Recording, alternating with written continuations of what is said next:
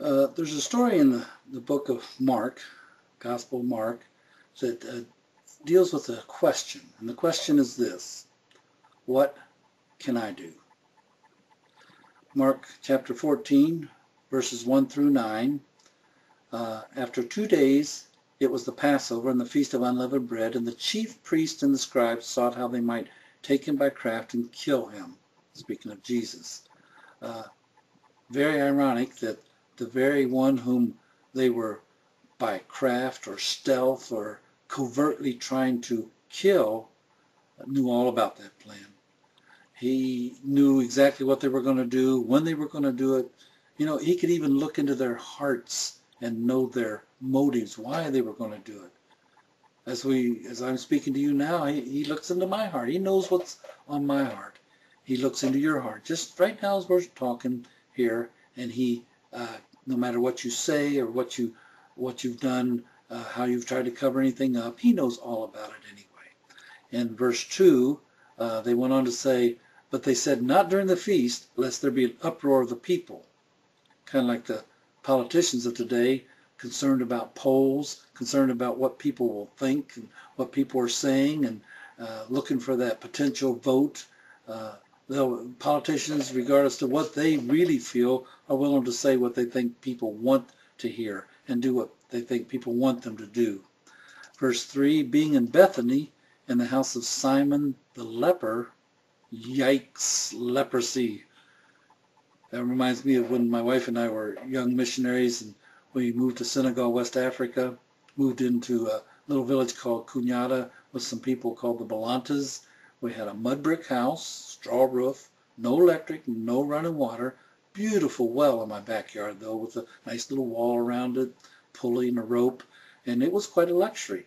I didn't think so at the time because I had to throw this 20-foot rope down there with a bucket tied to it and haul up a bucket of water and fill up my 5-gallon bucket and carry that to the house and for our dishwater and our bath water and our drinking water. But compared to the village well that everybody, all the Balantas had to use, and that was the only well they had, it was a luxury to have a well, my own private well in my backyard. So oftentimes some of the Balantas would come by and on their way home, and rather than go all the way to the village well, would want to stop by and draw up a bucket of water at my well. We'd been there about 3 weeks, and I saw this elderly man out in my backyard one morning struggling trying to get a bucket of water up. So I thought the Christian thing to do is just to go out there and show him why we're here. We come to love them, to care for them, to help them any way we could. As I approached and got close to him, he stuck out a hand for me to shake, and as I looked down, there wasn't really a proper hand there. It looked like a knob, no fingers. And I looked at his other hand, and it too was a little short of fingers, just a couple little stubs there. And I thought, brother, leprosy. And I immediately told him, I think it would be wisest for you to maybe go up to the village well and get water there. Jesus would not have done that. In Mark 14:3, Jesus was in Bethany in the house of Simon the leper. He cared enough to go to a man who was deemed unclean by everyone, to go to his house and have a meal with him and show him that he cared. And as he reclined, a woman came with an alabaster vial of pure, costly ointment of spikenard. She broke the vial, poured it on his head. And some, John tells us that this some here that was doing the speaking was actually Judas Iscariot, some were indignant to themselves and said, why was this waste of the ointment made? Isn't that interesting that someone could call doing something for Jesus a waste? I think of that little poem, only one life 'twill soon be past, and only what's done for Christ will last. Verse 5, for it might have been sold for more than 300 denarii and been given to the poor, and they were incensed with her. Well, John also tells us that they weren't concerned about the poor. John 12:6 says, he said this not that he cared for the poor, but because he was a thief, and held the money bag and carried things put in it. And then Jesus made a very remarkable statement here. First he said, let her alone. Why do you trouble her? She's done a good work towards me. For you have the poor with you always, and whenever you desire you may do them good, but you do not have me always. She's done what she could. She's come beforehand to anoint my body for the burying. Truly I say unto you," and here's the remarkable statement, "wherever this gospel shall be proclaimed in all the world, this also that she has done will be spoken of for a memorial of her." Well, now, what did she do? What did she do that was so remarkable that it would be spoken of for a memorial for her in all the world wherever the gospel was preached? You might think, well, she gave something precious. The ointment of spikenard, the costly ointment, 300 denarii, that's 1 denarii, 1 day's wage. Today's economy, entry-level wage, $7 an hour, 8 hours a day, $56. 300 days, that's $20,106. She gave something precious and costly that she had. She came beforehand. He said, "You have the poor with you always, but I'm not always going to be around." But she came beforehand, before Jesus died, and anointed his head with oil. She did a good work towards me, Jesus said. All these things are true, but the secret to this passage, and I don't know if it's a secret, but the key, in my opinion, is Mark 14:8, when Jesus said, here's what she did. She did what she could. The follow-up obvious question to that is, are you doing what you can? For me, I have to honestly say that I always don't do what I can do.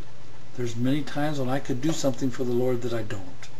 And I'm sure the same is true of you. I think something that might be even as bad, if not worse, than not doing what we can is, as Christians, we sometimes fall into the trap of trying to do what we can't do. Trying to have the type of ministry that we aren't able to have. I remember when I first got saved, and my wife and I had our 2 boys, and started going to church and all excited about the things of the Lord, and we weren't great financially in those days, and the church lost their cleaning lady. "Would you like to help us out?" they said. "We can even pay you a little bit." My wife said, "Sure." And I said, "Okay." And the next Saturday morning I found myself with a toilet brush in my hand, cleaning toilets for Jesus. I didn't like it too well. 6, 7 months later I was asked to teach a Bible study. I loved that ministry. People would say, "That was great. You encouraged me. That was a blessing." But I look back and I don't ever remember anyone saying, "Toilet sure looked clean today, Mike. Good job." So we do like to do sometimes things that we can't do, aren't equipped to do. God doesn't even have it lined up for us to do at that time, maybe later down the line. And instead of doing what we can, we strive and struggle to do what we can't do. Some of you might say, "Well, wait a minute, what about Philippians 4:13? I can do all things through Christ who strengthens me." True, that verse is in the Bible, Philippians 4:13, and that's exactly what it says. I can do all things through Christ who strengthens me. The key to unlock that verse is the word context. Philippians 4:13, I can do all things. Philippians 4:11, Paul says, "Not that I speak according to need, for I have learned to be content in whatever state I am." Whatever I'm doing, I've learned to be content therein. He says, "I know both how to be abased," you know what a baseboard is, the lowest thing in the room. "I know how to abound. I know how to, in everything and in all things I am instructed both to be full and to be hungry, both to abound and to suffer need."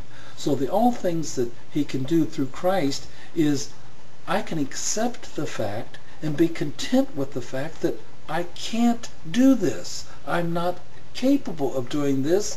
Christ has not equipped me to do this. See, he's the one who equips saints for the ministry. He's the one that gives us our abilities. He's the one that gives us our disabilities. And we need to be the kind of Christians who accept and are content to do what we can do for the Lord. So, my challenge to you is, let's be the kind of Christians who look to the Lord to first of all find out what it is that we can do, and then let's just do it.